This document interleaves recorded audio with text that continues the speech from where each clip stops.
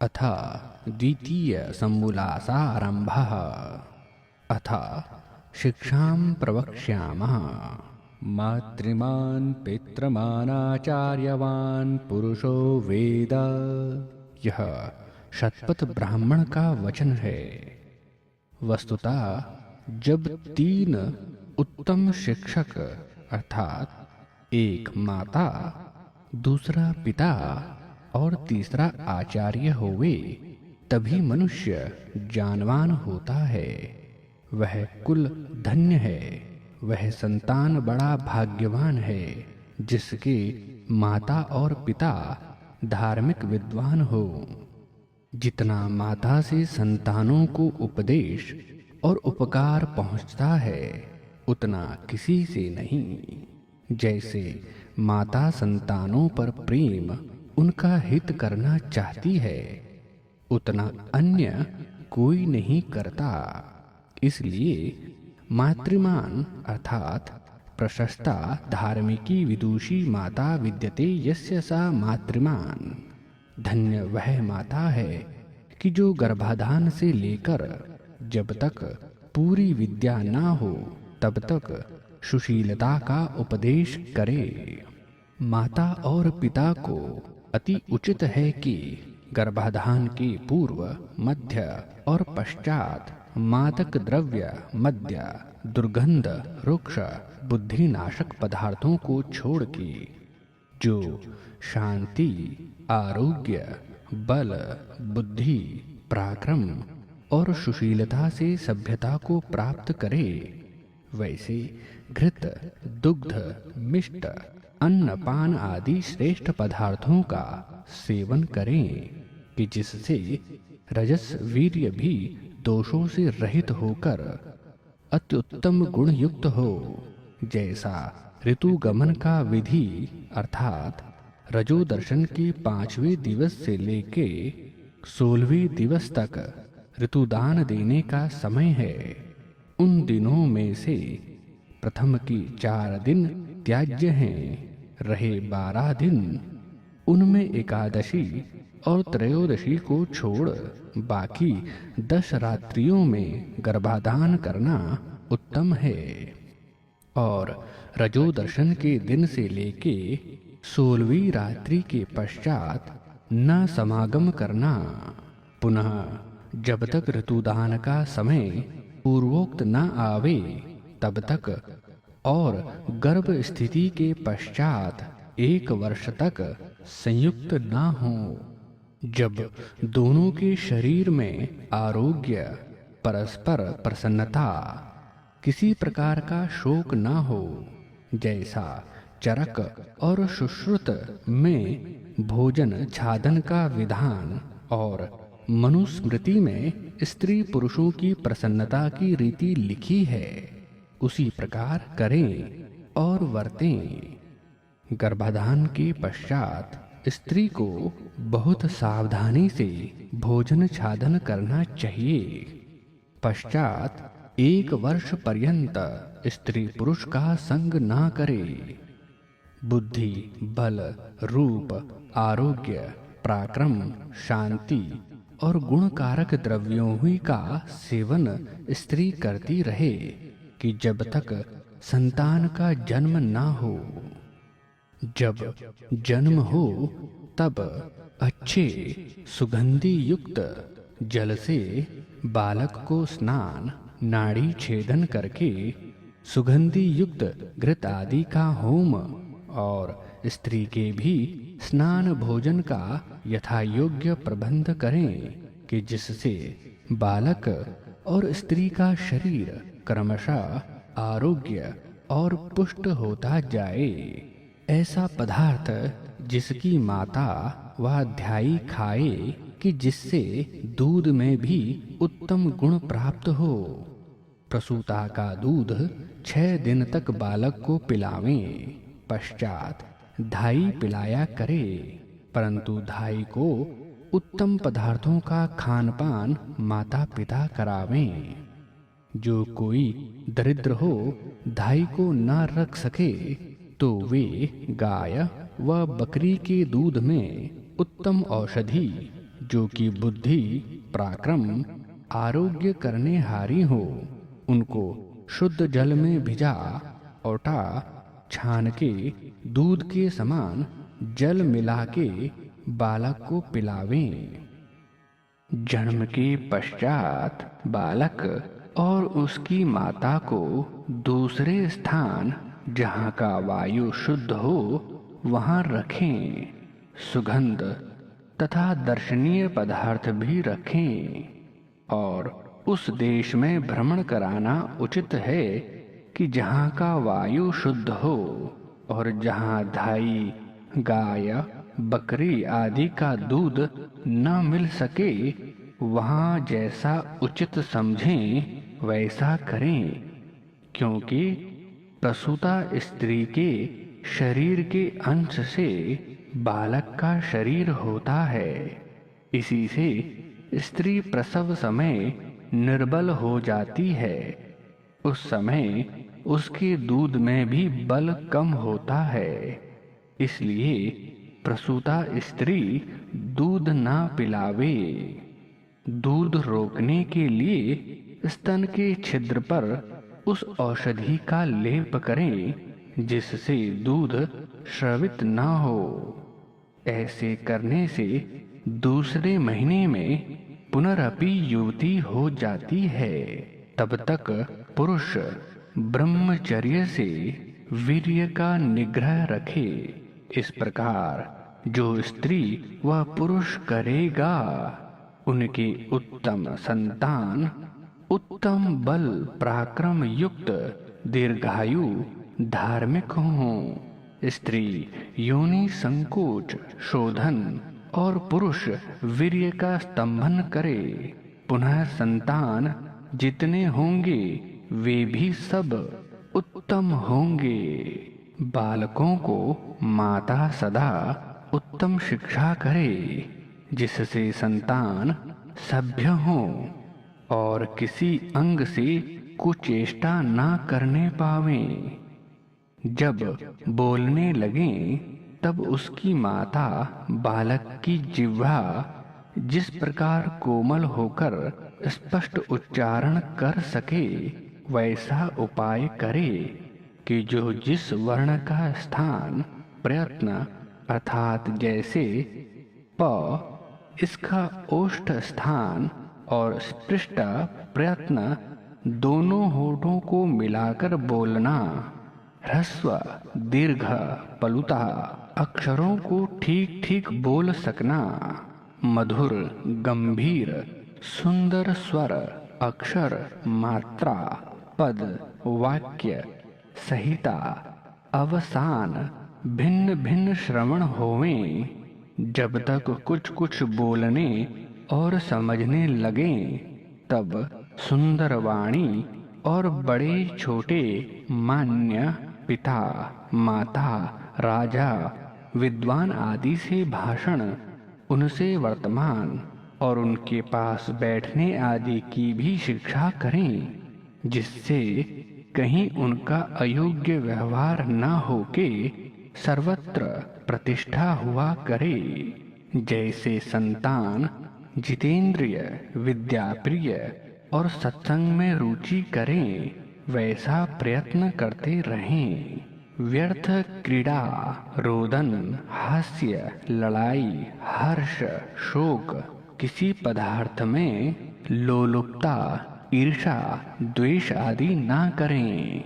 उपेस्थ इंद्रिय के स्पर्श और मर्दन से वीर्य की क्षीणता नपुंसकता होती है और हस्त में दुर्गंधता आती है। इससे उसका स्पर्श ना करें। सदा सत्य भाषण शौर्य धैर्य प्रसन्न वदन आदि गुणों की प्राप्ति जिस प्रकार हो करावें। जब 5-5 वर्ष के लड़का लड़की हों तब देवनागरी अक्षरों का अभ्यास करावें, अन्य देशीय भाषाओं के अक्षरों का भी। उसके पश्चात जिनसे अच्छी शिक्षा विद्या धर्म परमेश्वर माता पिता आचार्य विद्वान अतिथि राजा प्रजा कुटुंब, बंधु, भगिनी, भृत्य आदि से कैसे कैसे वर्तना, इन बातों के मंत्र, श्लोक, सूत्र, गद्य, पद्य भी अर्थ सहित कंठस्थ करावें, जिनसे संतान किसी धूर्त के बहकावे में न आवे, और जो जो विद्या धर्म विरुद्ध भ्रांति जाल में गिरने वाले व्यवहार हैं, उनका भी उपदेश कर दें, जिससे भूत प्रेत आदि मिथ्या बातों का विश्वास न हो। गुरोः प्रेतस्य शिष्यस्तु पितृमेधं समाचरन् प्रेतहारै समं तत्र दशरात्रेण शुध्यति। जब गुरु का प्राणांत हो तब मृतक शरीर जिसका नाम प्रेत है, उसका दाह करने हारा शिष्य प्रेतहार अर्थात मृतक को उठाने वालों के साथ 10वें दिन शुद्ध होता है, और जब उस शरीर का दाह हो चुका तब उसका नाम भूत होता है, अर्थात वह अमुक नाम पुरुष था। जितने उत्पन्न हो वर्तमान में आके न रहें, वे भूतस्थ होने से उनका नाम भूत है। ऐसा ब्रह्मा से लेके आज पर्यंत के विद्वानों का सिद्धांत है। परंतु जिसको शंका, कुसंग, कुसंस्कार होता है, उसको भय और शंका रूप भूत प्रेत, शाकिनी डाकिनी आदि अनेक भ्रमजाल दुखदाई होते हैं। देखो, जो कोई प्राणी मरता है तब उसका जीव पाप पुण्य के वश होकर परमेश्वर की व्यवस्था से सुख दुख के फल भोगने के अर्थ जन्मांतर धारण करता है। क्या इस अविनाशी परमेश्वर की व्यवस्था का कोई भी नाश कर सकता है? अज्ञानी लोग वैदिक शास्त्र व पदार्थ विद्या के पढ़ने, सुनने और विचार से रहित होकर सन्निपात, ज्वर आदि शारीरिक और उन्माद आदि मानस रोगों का नाम भूत प्रेत आदि धरते हैं। उनका औषध सेवन और पथ्य आदि उचित व्यवहार न करके उन धूर्त, पाखंडी, महामूर्ख, अनाचारी, स्वार्थी, चमार, शूद्र, मलेच्छ आदि पर भी विश्वासी होकर अनेक प्रकार के ढोंग, छल कपट और उच्छिष्ट भोजन, डोरा, धागा आदि मिथ्या मंत्र यंत्र बांधते बंधवाते फिरते हैं। अपने धन का नाश, संतान आदि की दुर्दशा और रोगों को बढ़ाकर दुख देते फिरते हैं। जब आंख के अंधे और गांठ के पूरे उन दुर्बुद्धि पापी स्वार्थियों के पास जाकर पूछते हैं कि महाराज, इस लड़का, लड़की, स्त्री और पुरुष को न जाने क्या हो गया है, तब वे बोलते हैं कि इसके शरीर में बड़ा भूत, प्रेत, भैरव, शीतला आदि देवी आ गई है। जब तक तुम इसका उपाय ना करोगे तब तक ये ना छूटेंगे और प्राण भी ले लेंगे। जो तुम मलिदा व इतनी भेंट दो तो हम मंत्र जप पुरस्चरण से झाड़ के इनको निकाल दें। तब वे अंधे और उनके संबंधी बोलते हैं कि महाराज, चाहे हमारा सर्वस्व जाओ परंतु इनको अच्छा कर दीजिए। तब तो उनकी बन पड़ती है। वे धूर्त कहते हैं, अच्छा लाओ, इतनी सामग्री, इतनी दक्षिणा, देवता को भेंट और ग्रह दान कराओ। झांझ, मृद, ढोल, थाली लेके उसके सामने बजाते गाते और उसमें से एक पाखंडी उन्मत्त होके नाच कूद के कहता है, मैं इसका प्राण ही ले लूंगा। तब वे अंधी उस भंगी चमार आदि नीच के पगों में पड़ के कहते हैं, आप चाहे सो लीजिए, इसको बचाइए। तब वह धूर्त बोलता है, मैं हनुमान हूँ, लाओ पक्की मिठाई, तेल, सिंदूर, 1.25 मन का रोट और लाल लंगोट। मैं देवी का भैरव हूँ, लाओ 5 बोतल मद्य, 20 मुर्गी, 5 बकरे, मिठाई और वस्त्र। जब वे कहते हैं कि जो चाहो सो लो, तब तो वह पागल बहुत नाचने कूदने लगता है। परंतु जो कोई बुद्धिमान उनकी भेंट 5 जूता, डंडा और चपेटा लाते मारे, तो उनके हनुमान, देवी और भैरव झट प्रसन्न होके भाग जाते हैं, क्योंकि वह उनका केवल धन आदि हरण करने का प्रयोजनार्थ ढोंग है। और जब किसी ग्रहग्रस्त ग्रह रूप ज्योतिर्विधाभास के पास जाके वे कहते हैं, हे महाराज, इसको क्या है? तब वे कहते हैं कि इस पर सूर्य आदि क्रूर ग्रह चढ़े हैं, जो तुम इनकी शांति, पाठ, पूजा, दान कराओ तो इसको सुख हो जावे, नहीं तो बहुत पीड़ित होकर मर जाए तो भी आश्चर्य नहीं।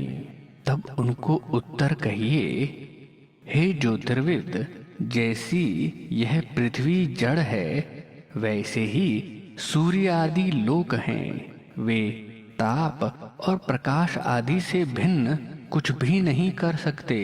क्या ये चेतन हैं जो क्रोधित होके दुख और शांत होके सुख दे सकें? क्या जो यह संसार में राजा प्रजा सुखी दुखी हो रहे हैं, यह ग्रहों का फल नहीं है? नहीं, ये सब पाप पुण्यों के फल हैं। तो क्या ज्योतिष शास्त्र झूठा है? नहीं, जो उसमें अंक, बीज, रेखा, गणित विद्या है, वह सब सच्ची। जो फल की लीला है, वह सब झूठी है। क्या जो यह जन्म पत्र है सो निष्फल है? हाँ, वह जन्म पत्र नहीं, किंतु उसका नाम शोक पत्र रखना चाहिए, क्योंकि जब संतान का जन्म होता है तब सबको आनंद होता है, परंतु वह आनंद तब तक होता है कि जब तक जन्म पत्र बनके ग्रहों का फल ना सुने। जब पुरोहित जन्म पत्र बनाने को कहता है, तब उसके माता पिता पुरोहित से कहते हैं, महाराज, आप बहुत अच्छा जन्म पत्र बनाइए। जो धनाढ्य हो तो बहुत सी लाल पीली रेखाओं से चित्र विचित्र, और निर्धन हो तो साधारण रीति से जन्म पत्र बनाके सुनाने को आता है। तब उसके माँ बाप ज्योतिषी जी के सामने बैठ के कहते हैं, इसका जन्म पत्र अच्छा तो है। ज्योतिषी कहता है, जो है सो सुना देता हूँ। इसके जन्म ग्रह बहुत अच्छे और मित्र ग्रह भी बहुत अच्छे हैं, जिनका फल धनाढ्य और प्रतिष्ठावान जिस सभा में जा बैठेगा तो सबके ऊपर इसका तेज पड़ेगा, शरीर से आरोग्य राज्यमानी होगा, इत्यादि बातें सुन के पिता आदि बोलते हैं, वाह वाह ज्योतिषी जी, आप बहुत अच्छे हो।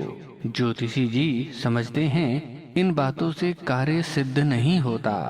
तब ज्योतिषी जी बोलते हैं, यह ग्रह तो बहुत अच्छे हैं, परंतु यह ग्रह क्रूर हैं, अर्थात फलाने फलाने ग्रह के योग से 8 वर्ष में इसका मृत्यु योग है। इसको सुन के माता पिता पुत्र के जन्म के आनंद को छोड़ के शोक सागर में डूबकर ज्योतिषी जी से कहते हैं कि महाराज जी, अब हम क्या करें? तब ज्योतिषी जी कहते हैं, उपाय करो।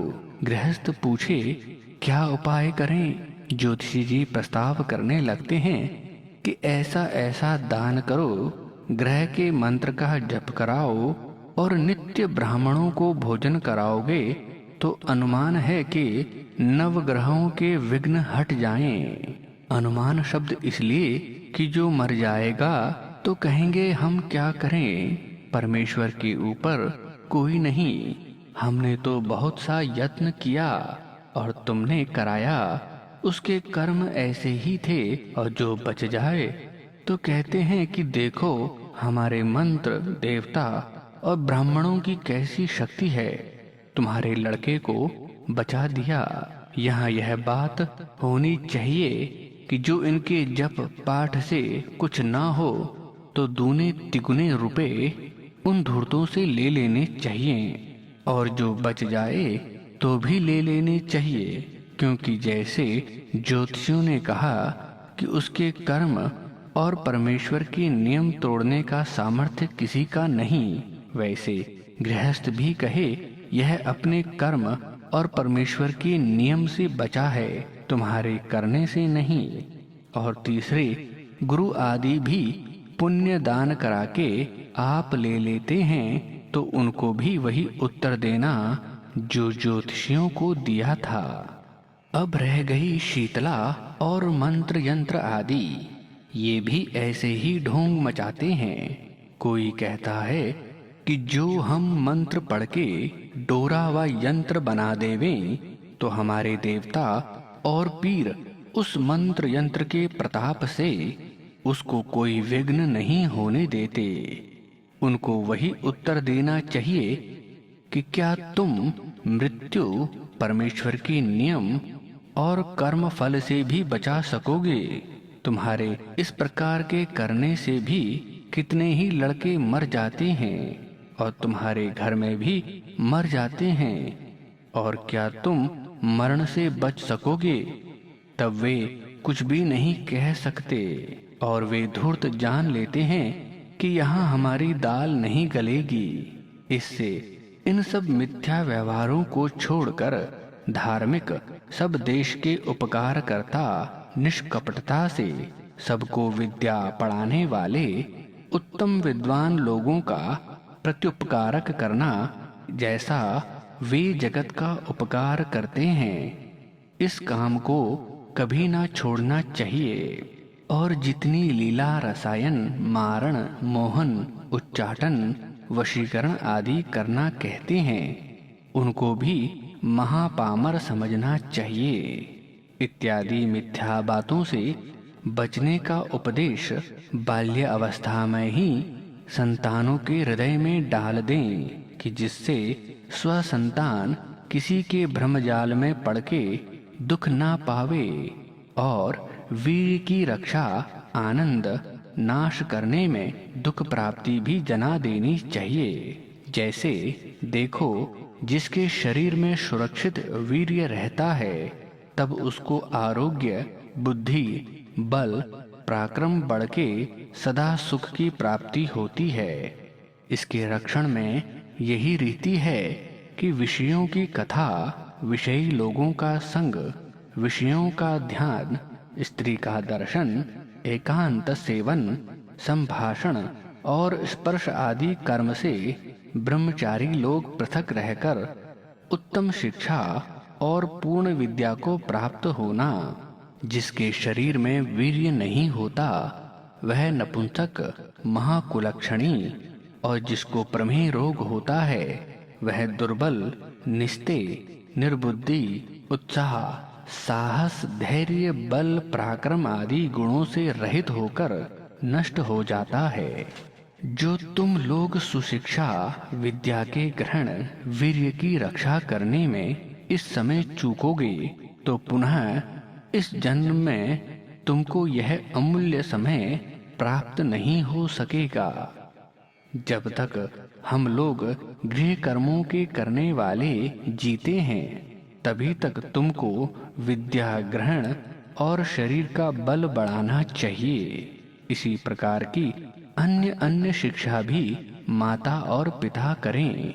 इसलिए मातृमान पितृमान शब्द का ग्रहण उक्त वचन में किया है, अर्थात जन्म से 5वें वर्ष तक बालकों को माता, 6 वर्ष से 8वें वर्ष तक पिता शिक्षा करे और 9वें वर्ष के आरंभ में द्विज अपने संतानों का उपनयन करके आचार्य कुल में अर्थात जहाँ पूर्ण विद्वान और पूर्ण विदुषी स्त्री शिक्षा और विद्या दान करने वाली हों वहाँ लड़के और लड़कियों को भेज दें और शूद्र आदि वर्ण उपनयन किए बिना विद्याभ्यास के लिए गुरुकुल में भेज दें।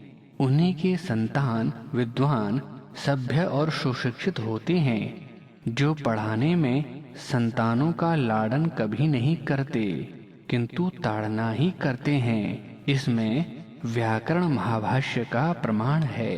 सामृतैः पाणिभिर्घनन्ति गुरवो न विशोषितैः लालनाशैणो दोषास्ताडनाशैणो गुणाः। जो माता पिता और आचार्य संतान और शिष्यों का ताड़न करते हैं वे जाने अपने संतान और शिष्यों को अपने हाथ से अमृत पिला रहे हैं, और जो संतानों व शिष्यों का लाड़न करते हैं वे अपने संतानों और शिष्यों को विष पिला के नष्ट भ्रष्ट कर देते हैं, क्योंकि लाड़न से संतान और शिष्य दोष युक्त तथा ताड़ना से गुण युक्त होते हैं, और संतान और शिष्य लोग भी ताड़ना से प्रसन्न और लाड़न से अप्रसन्न सदा रहा करें। परंतु माता पिता तथा अध्यापक लोग ईर्षा द्वेष से ताड़ना ना करें, किंतु ऊपर से भय प्रदान और भीतर से कृपा दृष्टि रखें। जैसी अन्य शिक्षा की वैसी चोरी जारी आलस्य प्रमाद मादक द्रव्य मिथ्या भाषण हिंसा क्रूरता ईर्षा द्वेष मोह आदि दोषों के छोड़ने और सत्य आचार के ग्रहण करने की शिक्षा करें, क्योंकि जिस पुरुष ने जिसके सामने एक बार चोरी जारी मिथ्या भाषण आदि कर्म किया उसकी प्रतिष्ठा उसके सामने मृत्यु पर्यंत नहीं होती। जैसी हानि प्रतिज्ञा मिथ्या करने वालों की होती है वैसी अन्य किसी की नहीं। इससे जिसके साथ जैसी प्रतिज्ञा करनी उसके साथ वैसी ही पूरी करनी चाहिए। अर्थात जैसे किसी ने किसी से कहा कि मैं तुमको व तुम मुझसे अमुक समय में मिलूंगा व मिलना अथवा अमुक वस्तु अमुक समय में दूंगा, इसको वैसे ही पूरी करें, नहीं तो उसकी प्रतीति कोई भी ना करेगा। इसलिए सदा सत्य भाषण और सत्य प्रतिज्ञा युक्त सबको होना चाहिए। किसी को अभिमान करना योग्य नहीं है, क्योंकि अभिमानः श्रियं हन्ति, यह विदुर नीति का वचन है। जो अभिमान अर्थात अहंकार है वह सब शोभा और लक्ष्मी का नाश कर देता है। इस वास्ते अभिमान करना ना चाहिए। छल कपट व कृतज्ञता से अपना ही हृदय दुखित होता है तो दूसरे की क्या कथा कहनी। छल और कपट उसको कहते हैं जो भीतर और बाहर और दूसरे को मोह में डालकर और दूसरे की हानि पर ध्यान ना देकर स्वप्रयोजन सिद्ध करना है। कृतज्ञता उसको कही है कि किसी के किए हुए उपकार को ना मानना, क्रोध आदि दोष और कटु वचन को छोड़ शांत और मधुर वचन ही बोलें और बहुत बकवास ना करें। जितना बोलना चाहिए उससे न्यून व अधिक ना बोलें। बड़ों को मान्य दें, उनके सामने उठकर जाके उच्च आसन पर बिठावें, प्रथम नमस्ते करें। उनके सामने उच्च आसन पर ना बैठें। सभा में वैसे स्थान में बैठें जैसी अपनी योग्यता हो और दूसरा कोई ना उठावे। विरोध किसी से ना करें। प्रसन्न होकर गुणों का ग्रहण और दोषों का त्याग रखें। सज्जनों का संग दुष्टों का त्याग, अपने माता पिता और आचार्य की तन मन और धन आदि उत्तम उत्तम पदार्थों से प्रीति पूर्वक सेवा करें। यान्यास्माकं सुचरितानि तानि तव योपास्यानि नो इतराणि।